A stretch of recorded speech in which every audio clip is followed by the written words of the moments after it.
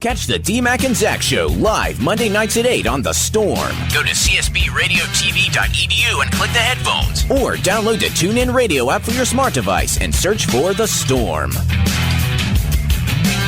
That song was everywhere, wasn't it? That's the way it goes right here. Welcome back. I'm letting Zach run this segment, and why not? If you're still listening, I'm sorry. Because it's getting ready to get interesting. It's getting out of hand right now. That's right. Yeah. So we had a guy come in with social media, and I'll let Joe read that off. Yes, thanks to Tyler who tweeted us.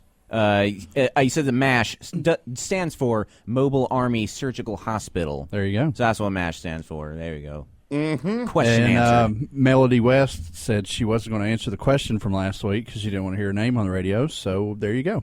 All right, then. Lesson learned. Next time you want to answer the question, you can just send an email. Yes. DMacandZacShow@gmail.com. Tell us not to say your name, and we will definitely say your name. Yeah, or just send it anonymously, and then you just might be our winner of the week. Winner of the week.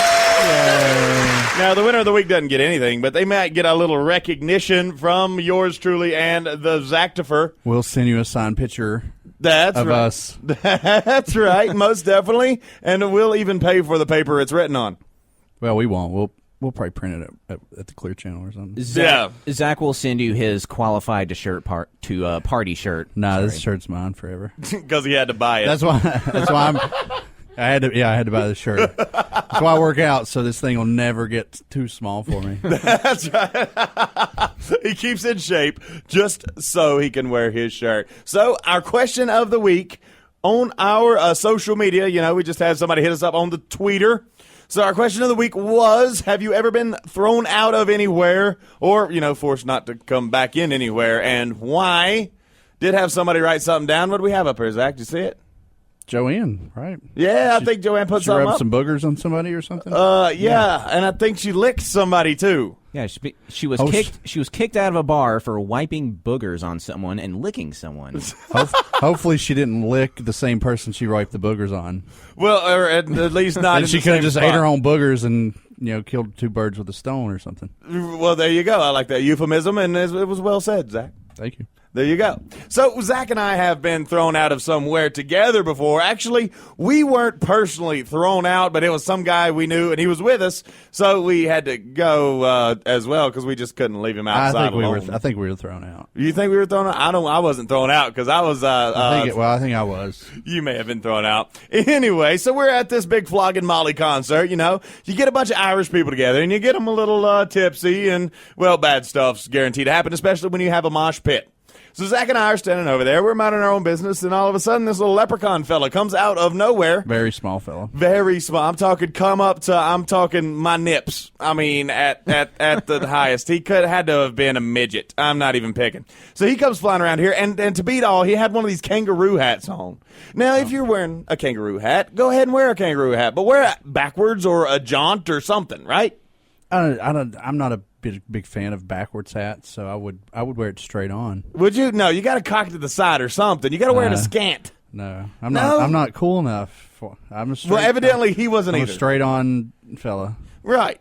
So anyway, I guess he thought I was messing with his girl, something like that. But this chick, he was pointing at was like 6 foot tall, so there's absolutely no way Gigantor could have been with him. So anyway, he comes flying around and shoves me. Well, and then he cocks back. Well, the next thing I know, I'm punching him in the face. And then I get grabbed by these other guys who turn me around and just talk to us, just talk to us, just talk to us, while the bouncers come through. Well, I get a glimpse over my shoulder and Mr. Zactifer and the guys with us, the poor little midget, he was a little worse for the wear. And we were on our way out. All said and done. So we were led to the side. It wasn't our fault, but it wasn't really our fault that we got led to the side either because one of the guys with us decided to jump a bouncer while he was at it. Yeah, and he's smaller than both of us. So. Oh, yeah. But you know what they say, pigs with name Napoleon and whatnot. Yeah, they like being in control of such things. But that's about the only place I've ever been thrown out of that I can remember. I was thrown out of an arcade one time. Oh, how'd you do that? It was in middle school, so there you go right there. But I was cheating a skee ball and I got thrown out for that. Yeah, I know. Cheater. Counting cards and skee ball.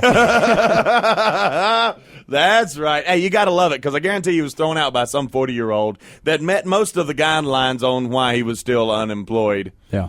Yeah, he probably was just in there. Hey, did he ask you where he could put his... Anyway, so what do we got? We got something up next talking about delivering the flute, right? Got two young ladies delivering the flute. Ooh. New age of delivering the flute. Right. New age. New age. You know, the ladies like each other. New Mexico.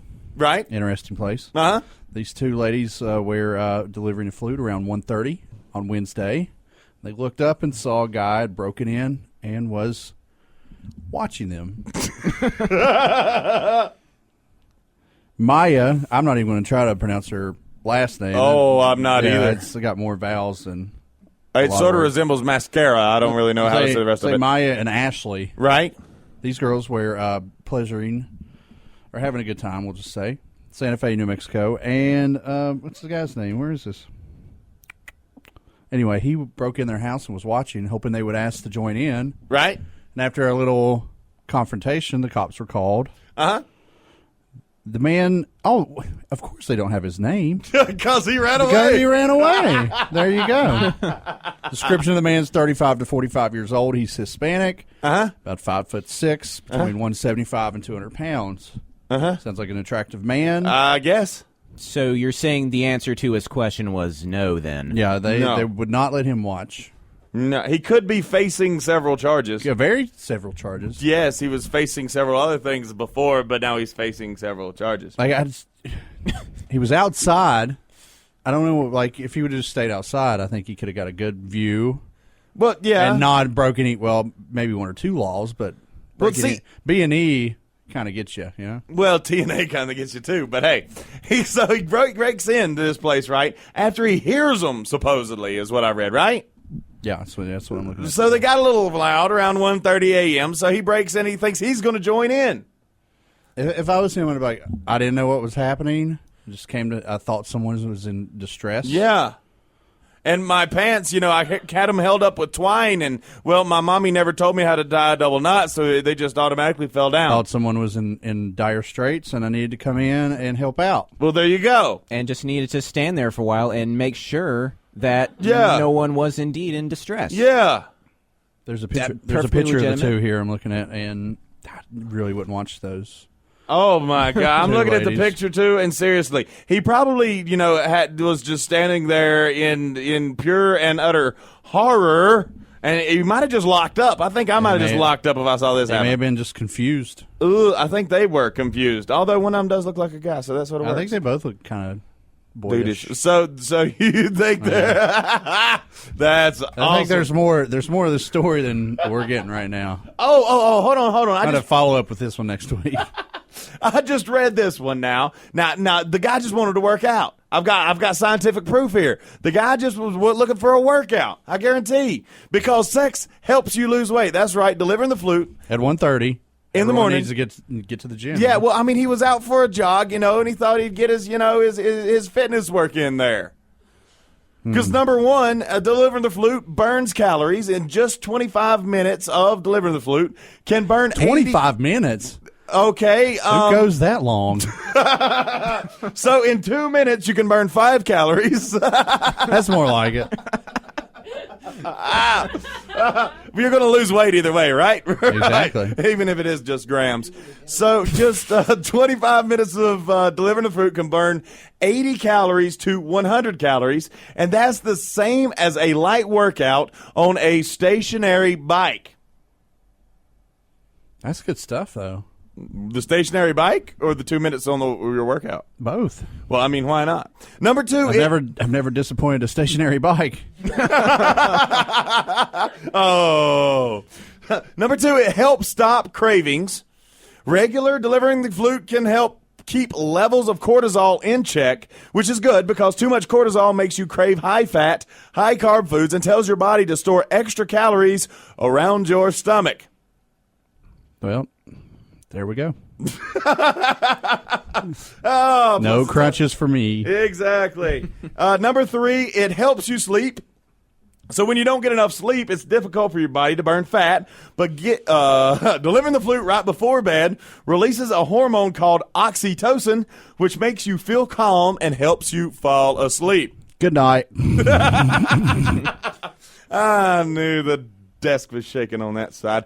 It helps keep you motivated as well. So if you're delivering the flute regularly, you'll have a reason to want to look better naked, which will motivate you to work out naked. Anyway, which will motivate you to work out more and eat less. There you go. There you go. Plus, even a small weight loss can help you in the sack. For dudes, it boosts our testosterone levels and can reverse some dysfunctions in the pantal region. For ladies, weight loss can enhance arousal. The volcano explosion after delivering the flute in most cases. Could you draw that in a picture? Well, most time, in Zach's case, is this a science fair we're talking? In Zach's case, it usually happens around the 6-minute mark. That's right. Zach's done it, too. That means she'll finish about the 6-minute mark. Oh. You get what I'm putting down there? So anyway, and overall satisfaction in their partner. Plus, ladies, you'll get... Nah, I'm not even going there. There's no way. There was something to do with a protein shake, and I'm just not doing it. There's a 113-year-old woman, and she just got married. Good for her, right? 113. That's triple digits in the age category. That's she a lot just of got digits. married. So there's still a chance. Well, I guess so. There's still a chance I'm going to get married. Now, get this. She just married a man in her nursing home. Okay, cool, whatever. He's 43 years younger than she is. So that's 70. So he's 70. He's 70, so in other words, they're both robbing the grave, but she's robbing the cradle to the grave. Man, That's a messed up situation anyway you twist it. that's a lot of dust flying around. Yeah. I'm telling you, cobwebs everywhere. 113-year-old Azadihan Sawadi of Xinjiang, China, just scored herself a hot young stud. He's 43 years younger than her, and yeah, that means he's 70. Good math. So hot young stud is a 70's relative the new term 30, here. I guess. And she might just think he's a hot young stud. I don't know. She's probably past hot flashes at this point, wouldn't you think? Yeah, they're pretty cold by now. Sadihan married a 70-year-old Aimti Ahimti at their nursing home last week. Now, they only met 6 months ago, but when you're 113, you got to move fast. Yeah, you can't be wasting any time. You really can't be wasting any time. I'm talking she chased him down with her walker, I guarantee. Wham, bam, thank you, ma'am. So she rejected him the first time he proposed. I bet she was just confused. I bet she just didn't hear him right and thought, like, he asked for corn. She wanted What'd pea. you say, Sonny? You want some corn? Yeah, okay, I'll give you some corn. Yeah, that's And then she took her shoes off. She rejected him the first her time. orthopedic shoes. Orthopedic, double Velcro strapped shoes. And the party was on. That's right. Please, that's a bowl. You can just go around that one. Oh, God. She rejected him the first time he proposed because she felt like he was just too young. But he proposed again the next month, and she accepted. Probably, I'm figuring she forgot the month before and probably thought she was still in her 30s at this point. So as for what he loves about her, Aimti told reporters, quote, "She gives me her portion of meat during meals." I mean, that's You could take that anyway. You would like. Because we did right here at the DMac and Zac show. Back in my day, we used to get married at 71. Yeah, and then still had 4 chillins. So does that make her a cougar then? I think that would make her a jaguar or some other kind of Some sort of dinosaur. cat. Yeah, she could be a stegosaurus. She will be a saber-toothed tiger. Saber-toothed tiger. There you go. Saber-toothed tiger. I can see it. Or one of those Neanderthalithic platypi. Get it, Cushies. Get it, Cushies. Say that 3 more times. That's right. Prehistoric platypi. Prehistoric platypi. Prehistoric platypi. Now say it in the singular. Platypus. He just set me up. I He just wanted somebody to say platypus. I have no idea where you're going with this. What? I'm not going anywhere with it. This is about as far as I've gone, and this is because, I mean, think about it. There's a 113-year-old woman that just married a man that's 70. What really are they going to do for fun? Get together and, Bingo. Bingo. I don't know. Do they have bingo in Zhangjiang, China? I'm sure it's some sort of... Maybe they'll get together on their wheelchairs and race the Great Wall. They probably make iPhones or Nike. Probably make shoes. They work together in the same sweatshop. That's right. We went there. We can't help it. We're terrible people. We're terrible people, but hey, we're not We're going pretty good anywhere. house cats, though. Yeah, by gum, and we're pretty good at cleaning houses when we're all hopped up on St. John's wort. Anyway, that pretty much does it for us for this week. We'll be back. Thank God. Yeah, next Monday. Maybe. With your top 5. Yeah, it's always a maybe. With your top 5 random facts for Monday and more news that you can't use, but hey, it'll still make you giggle, I about guarantee. Yeah, maybe a little, maybe not, but hey, we can't help it. It's what we got. Did you break the computer again? I did because I just try to keep dropping stuff in, and it just won't work. I know. And that's just the way my life has been for about the past 25 years, so I'm not expecting anything else to happen. But I would like things to work the way I want them to work every once in a while. Courtney got up. She's going to fix it. Yep. Well, actually, I think she's just ready to flee. So we'll be back next week. More DMac and Zac show on the Storm and Spreaker. That's right. And YouTube.